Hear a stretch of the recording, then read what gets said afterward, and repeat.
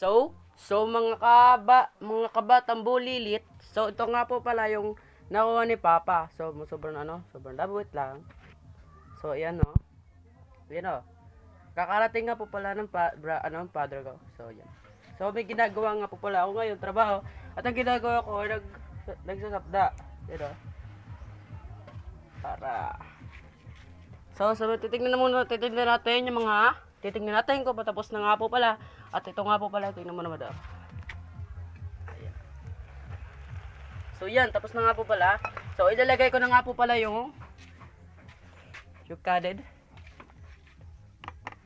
Ayan. So para nga po pala yan eh.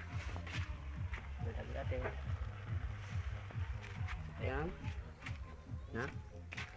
Tapos, Ibabalik. Shit, ayan. Hindi nga po pala marunong magluto niyan. ay luto ay na. Pero, diba naman? So,